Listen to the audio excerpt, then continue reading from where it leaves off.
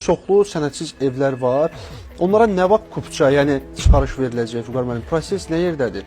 Sənədsiz evlərlə bağlı iş xeyli dərəcədə intensivləşib. Çünki konsepsiya hazırlanır, artıq yekunlaşmaq üzrədir və konsepsiya təxminən 100 min mənzilə amnistiya nəticəsində kupçaların, yəni çıxarışların verilməsinə imkan yaradacaq. Prosesin elektron və çox sadə olacağı gözlənilir.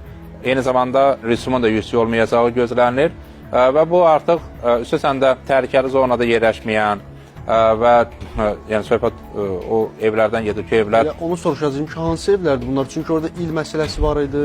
İlkin olaraq təbii ki, mərhələli şəkildə ilkin rəsmi açıqlamalar onlara xəbər verir ki, mərhələli şəkildə proses davam edəcək. İlkin mərhələ təxminən ilkin yanaşma ondan ibarətdir ki, 2001-ci ilədəki sənəd olan mənzillər, hansı ki, o mənzillər, o sənəd indiki halda kupça və ya çıxarış almağa imkan vermir.